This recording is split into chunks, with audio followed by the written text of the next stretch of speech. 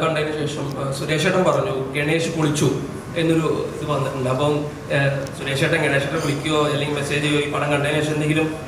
സുരേഷ് വീട്ടിൽ വെച്ചാൽ പടം കണ്ടപ്പോൾ എന്നോട് പറഞ്ഞു നീ നന്നായിട്ടുണ്ടെന്ന് പറഞ്ഞു. എൻ്റെ അടുത്ത് വിളിച്ചു നീ നന്നായിട്ട് ഞാനത് പറഞ്ഞു, അവരടുത്ത് പറഞ്ഞു. അപ്പം സായിയും ഗോകുലൊക്കെ ഉണ്ടായിരുന്നു. എന്നോട് ഫോണിൽ വിളിച്ചപ്പോൾ ഇങ്ങനെ പറഞ്ഞു നീ ആ പടത്തെ നന്നായിട്ടുണ്ട്. അതൊരു സന്തോഷമുള്ള കാര്യമാണ്. കാരണം ഞാനത് അങ്ങനെ പടം ചെയ്തിട്ട് ഒരു നല്ലൊരു അപ്രീസിയേഷൻ വരുന്നു എന്ന് പറയുമ്പോൾ എനിക്ക് ഏതൊരു കലാകാരനെ ഏറ്റവും താല്പര്യമുള്ള കാര്യമാണ്. ഇതിൽ നമ്മൾ വിട്ടുപോകാതെ ഞങ്ങളുടെ ഈ ഷൂട്ടിങ്ങിനിടയിൽ ഏറ്റവും വലിയൊരു വൈബ് ഉണ്ടാക്കിയത് അജുവാണ്. ഇന്ന് അജു ഇവിടെ ഇല്ലാത്തതിൻ്റെ വിഷമം എനിക്കുണ്ട്.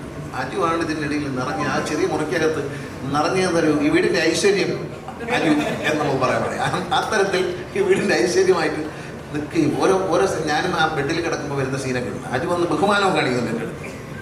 പിന്നെ കളരിപ്പായിട്ട് വളരെ രസകരമായ ഒരു കാര്യം എന്ന് പറയുന്നത് ഇതിൻ്റെ ഷൂട്ടിംഗ് കിടക്കുമ്പോൾ പറഞ്ഞ ശരിയാണ് കുറേ സീനും കയ്യിലുണ്ടായിരുന്നിട്ട് ഒരു സീനുണ്ടായിരുന്നു. എന്നെ വേറെ മറന്നു പോകാൻ പറ്റാത്ത രണ്ട് പേര്. ഒന്ന് മല്ലിക സുകുമാർ, മല്ലിക ചേച്ചിയാണ്.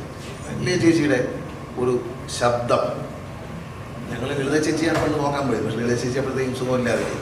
പക്ഷേ മല്ലിക ചേച്ചിയുടെ ഒരു പ്രസൻസ് നമുക്ക് ഭയങ്കര ഫീലിംഗ്. ഈ ഒരു സീനുണ്ടായിരുന്നു അതിൽ പറയുന്നത് ഈ അനാർക്കലിയുമായിട്ട് ഈ ഏലിയനുമായിട്ട് ഒരു സ്നേഹത്തിലെത്തും ഞാൻ. അപ്പോൾ ഇവർ പിന്നെ ഡോക്ടർ അനീന വരും ഒരു സീനിൽ വരുന്നുള്ളൂ. അത് ഈ ക്ലബ്ബിൽ നിന്ന് വിളിച്ചുകൊണ്ട് വന്നിരിക്കുക. പെട്ടെന്ന് അവരെ വശീകരിച്ചെടുത്തിട്ട് യവന്മാരെ രണ്ടും വെളിയിലാക്കും. അതവൻ്റെ വെളിയിലാവും. അപ്പോൾ ഇയാളത് ആഹാരമൊക്കെ എല്ലാം ഈടയില്ല വിളി. അങ്ങനെ ഇരിക്കുമ്പോൾ ഈ രാഘവൻ മറ്റൊരു കഥാപാത്രം, രാഘവത്തിന് ശബ്ദം കൊടുത്ത ആരാണെന്ന് എനിക്കറിയില്ല. എബ്രഹാം എന്നൊരാളാണ്. വളരെ മനോഹരമാണ് രാഘവൻ. അതിലൊരു തമാശയായിട്ട് പറയുന്നുണ്ട്. നാസയിൽ നിന്ന് വന്ന ശമ്പളം കിട്ടാതെ വന്ന ഒരു കൊട്ടാരക്കരക്കാരൻ്റെ ഞാനൊരു കുറഞ്ഞ വിലയ്ക്ക് വാങ്ങിച്ചതാ ഇവനെ എന്ന് പറയുന്നത്.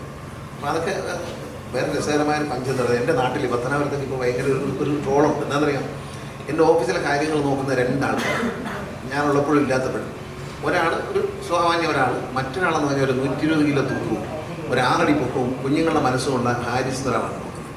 ഇതിൽ പറയുന്നത് രണ്ടമ്മമാരും അത്ര ശരിയല്ല. പിന്നെ ജോലിയൊക്കെ ചെയ്യുന്നതുകൊണ്ട് നമ്മൾ ഇത് ആളുകൾ എഡിറ്റ് ചെയ്തിട്ട് തിയേറ്ററിൽ നിന്ന് ഷൂട്ട് ചെയ്തിട്ട് ഇത് എഡിറ്റ് ചെയ്ത് അവിടെ ഇപ്പോൾ ട്രോളാണ്. കാരണം ആ തടിയൻ അവൻ എൻ്റെ ഒരു ബന്ധുവായിട്ട് വരും എന്നൊക്കെ പറയണ്ടേ.